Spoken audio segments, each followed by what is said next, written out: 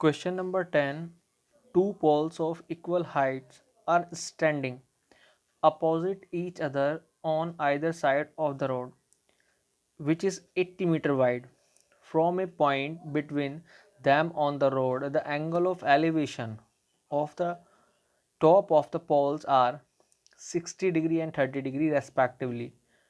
Find the height of the poles and the distance of the point from the poles.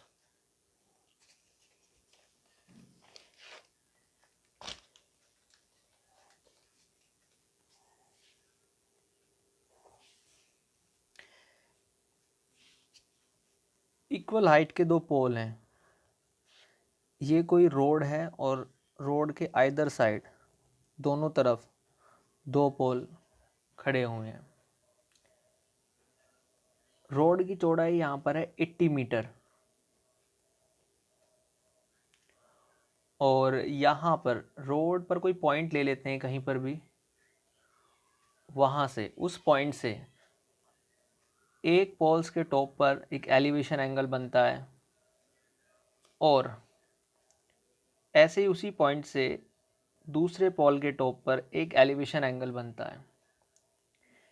एक angle 60 degree है, एक angle 30 degree. आप कोई भी angle ले सकते हैं, इधर 60 या 30, उससे कोई प्रॉब्लम नहीं है।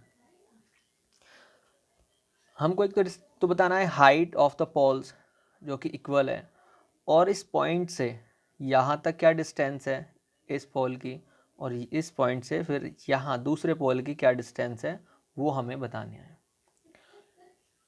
दो राइट एंगल ट्राइंगल फॉर्म होते हैं और कुछ पॉइंट्स यहाँ पर ले लेता हूँ मैं, ए बी सी डी ई।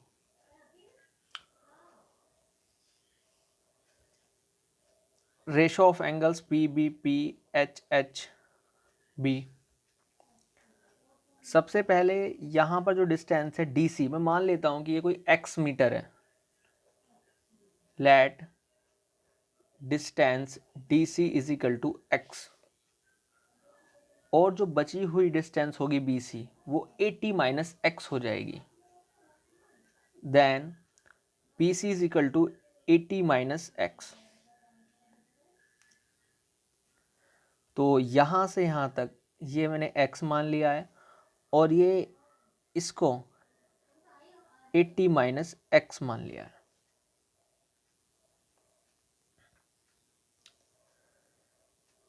किसी भी ट्राइंगल से शुरू कर सकते हैं। सबसे पहले ई डी सी ट्राइंगल में आता हूँ। In triangle E D C base को हमने कुछ वेरिएबल में माना है और हाइट हमको बताना है, तो रेशो मैं परपेंडिकुलर और बेस का ही लूँगा, जो कि tan 30 degree is equal to E D upon D C. tan 30 की वैल्यू होती है 1/√3। ई डी हमें नहीं पता है, डी सी हमने x माना है। क्रॉस मल्टीप्लिकेशन करते हैं तो x is equal to √3 E D.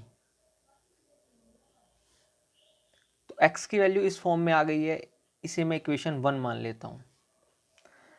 Then मैं आता हूँ दूसरे ट्राइंगल में। इन ट्राइंगल ए बी सी, यहाँ पर भी परपेंडिकुलर और बेस का रेशो रख लेता हूँ tan 60 डिग्री। यहाँ पर एंगल है A B upon B C.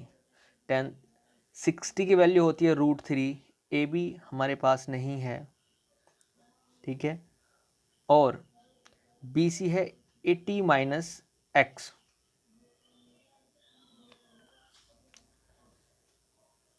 Cross multiplication करता हूँ, √3 80 minus x is equal to A B. A B की वैल्यू एक्स फॉर्म में यहाँ पर हमारे पास है। सबसे पहले यहाँ पर गिवन है, जो कि क्वेश्चन में दिया है कि दोनों पोल्स बराबर हैं, तो जो ए बी है वो ई डी के बराबर हो जाता है। √3 फ्रॉम इक्वेशन 1 से मैं x की वैल्यू पुट कर लेता हूँ, 80 minus √3 E D is equal to A B. √3 की मल्टीप्लिकेशन करता हूँ, √3 into 80, √3 into √3 ED is equal to AB। यहाँ से मैं ED की वैल्यू को भी AB रख सकता हूँ क्योंकि दोनों ही पोल्स की हाइट इक्वल है। ये 80√3 आता है और ये 3 ED की जगह मैं AB पुट कर लेता हूँ इज इक्वल टू AB। यहाँ तक क्वेश्चन होता है। नेक्स्ट, -3AB को दूसरी साइड लेकर आता हूँ पॉजिटिव की तरफ। 80√3 is equal to AB plus 3AB। 80√3 is equal to 4AB और यहाँ से 80√3 upon 4 is equal to AB 20 time cut हो जाएगा। AB is equal to 20√3। तो जो हाइट ऑफ पोल्स है, क्योंकि यहाँ पर AB is equal to EDB है, दोनों ही 20√3 मीटर होंगे। ये हमें मिल जाती है हाइट ऑफ पोल्स।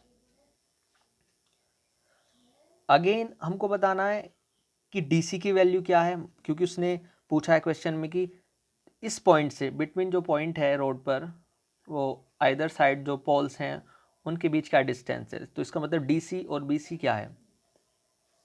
DC हमारे पास x है, तो इक्वेशन 1 से आते हैं। DC is equal to x और x की वैल्यू है √3 ED। ED है 20√3, तो √3 की √3 मल्टीप्लाई होगी तो 3 आएगा। 23 जा 60 मीटर। DC यहाँ पर 60 मीटर आ जाता है। Then BC is equal to, यहाँ तक 60 है तो बचा हुआ 80 - 60 20 मीटर ही होना चाहिए। 80 - 60 इज इक्वल टू 20 मीटर। ठीक है, ये दोनों डिस्टेंस हैं जो कि पोल के बॉटम से उस पॉइंट पर हैं, और ये ABED the height of the poles है। I hope you understand this question. If you have any doubt, you can ask me in comment. Please subscribe this channel, press the bell icon. Thank you.